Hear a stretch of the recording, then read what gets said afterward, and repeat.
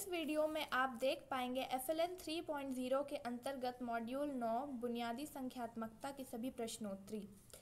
तो पहला प्रश्न है, संख्याओं को पढ़ाने का सही क्रम क्या है? नंबर 1 गणना के अवसर, नंबर 2 अंक लिखना, नंबर 3 अंक पढ़ना, नंबर 4 संख्या बोध विकसित करना। इसका सही उत्तर होगा 1 4 3 2। अगला प्रश्न है, वह प्रक्रिया जिसके द्वारा व्यक्तियों के बीच गणितीय प्रतीकों, संकेतों, आरेखों, आलेखों के माध्यम से सूचनाओं का आदान प्रदान किया जाता है, डैश के रूप में जाना जाता है। इसका सही उत्तर होगा गणितीय संचार। अगला प्रश्न है, निम्नलिखित में से किसमें दिए गए नियम के अनुसार वस्तुओं के संग्रह का क्रम शामिल नहीं है? इसका सही उत्तर है वर्गीकरण। अगला प्रश्न है, एक संग्रह की कार्डिनैलिटी को तुरंत समझने की क्षमता आमतौर पर बिना गिनती के 4 या 5 से अधिक नहीं को कहा जाता है। इसका सही उत्तर है सुबिटाइजेशन। अगला प्रश्न है, निम्नलिखित में कौन सी मूलभूत संख्यात्मक कौशल को बढ़ाने के लिए एक उपयुक्त शैक्षणिक प्रक्रिया नहीं है? इसका सही उत्तर है बहुत सारे अभ्यास प्रश्न हल करवाना। अगला प्रश्न है, निम्नलिखित में से कौन सा सत्य नहीं है? इसका सही उत्तर है सभी आयत वर्ग होते हैं। अगला प्रश्न है, अंक क्या होते हैं? इसका सही उत्तर है संख्याओं के लिए प्रतीक। अगला प्रश्न है, निम्नलिखित में से कौन सा आकलन का उपयुक्त तरीका नहीं है? इसका सही उत्तर है याद रखने पर आधारित एक परीक्षा। अगला प्रश्न है, यदि छात्र विभिन्न त्रिभुजों के गुणों का नाम बता सकते हैं लेकिन अभी तक उनके बीच संबंध नहीं देख पा रहे हैं, तो वे वैन हिल ज्यामितीय सोच मॉडल के किस चरण में हैं? इसका सही उत्तर है विश्लेषण। अगला प्रश्न है, निम्नलिखित में से कौन सा गुणन सीखने का सबसे महत्वपूर्ण पहलू है? इसका उत्तर है गुणन को कितनी बार जोड़ने के रूप में समझना। अगला प्रश्न है, गुणन सीखने समझने में उपयुक्त क्रम क्या होना चाहिए?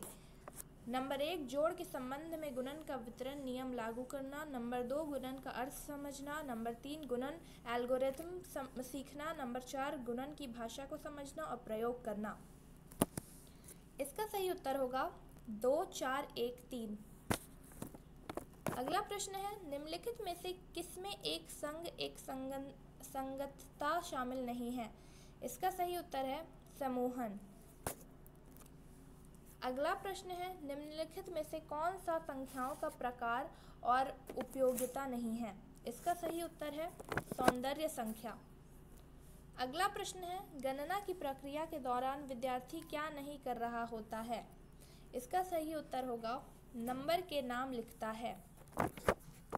अगला प्रश्न है, एक संग एक संगतता की समझ के निर्माण के लिए बच्चों को ब्लैंक का अर्थ समझने की आवश्यकता नहीं है। इसका सही उत्तर है संख्या निर्देश करने की प्रणाली। अगला प्रश्न है, निम्नलिखित में से कौन सा परिदृश्य जोड़ और घटाव से संबंधित शब्द समस्याओं में शामिल नहीं है? इसका सही उत्तर है वस्तुओं का वर्गीकरण। अगला प्रश्न है, निम्नलिखित में से कौन डेटा प्रबंधन का एक घटक नहीं है? इसका सही उत्तर है डेटा का निर्माण। अगला प्रश्न है, वस्तुओं को वर्गीकृत करने के लिए आवश्यकता है? इसका सही उत्तर है वस्तुओं को उनकी विशेषताओं से पहचानें। अगला प्रश्न है, पूर्वशालीय शिक्षकों को निम्नलिखित में से किससे बचना चाहिए? इसका सही उत्तर है बच्चों को संख्याओं की समझ से पहले संख्याएं लिखने को कहना। अगला प्रश्न है, शून्य की अवधारणा को निम्नलिखित में से किस संक्रिया के माध्यम से सर्वोत्तम रूप से प्रस्तुत किया जा सकता है? इसका सही उत्तर है घटाव।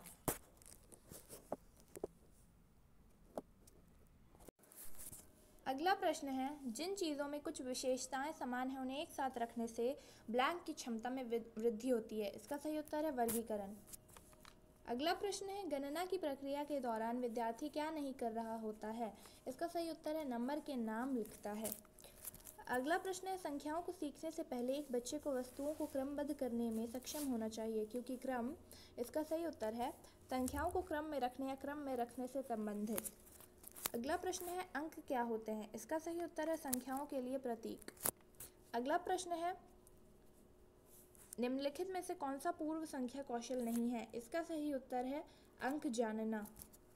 अगला प्रश्न है, निम्नलिखित में से किसमें एक संग एक संगतता शामिल नहीं है? इसका सही उत्तर है समूहन। अगला प्रश्न है, संख्याओं को पढ़ाने का सही क्रम क्या है?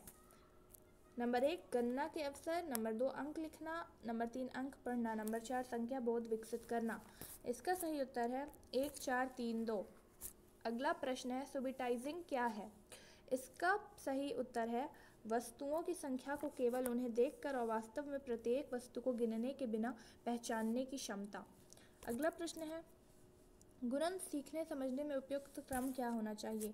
नंबर 1 जोड़ के संबंध में गुणन का वितरण नियम लागू करना, नंबर 2 गुणन का अर्थ समझना, नंबर 3 गुणन एल्गोरिथम सीखना, नंबर 4 गुणन की भाषा को समझना और प्रयोग करना। इसका सही उत्तर है 2 4 1 3। अगला प्रश्न है, प्रारंभिक अवस्था में गणित सीखने के दौरान एक बच्चे में यह अपेक्षा नहीं की जाती है कि। इसका सही उत्तर है गणितीय तकनीकों के लिए आवश्यक परंपराओं को जानें। अगला प्रश्न है, निम्नलिखित में से कौन सा बुनियादी संख्यात्मकता का घटक नहीं है? इसका सही उत्तर है संख्या के नाम याद रखना। अगला प्रश्न है, वस्तुओं को वर्गीकृत करने के लिए आवश्यकता है। इसका सही उत्तर होगा वस्तुओं को उनकी विशेषताओं से पहचानें। अगला प्रश्न है, निम्नलिखित में से कौन गणित अधिगम के आकलन का आयाम नहीं है?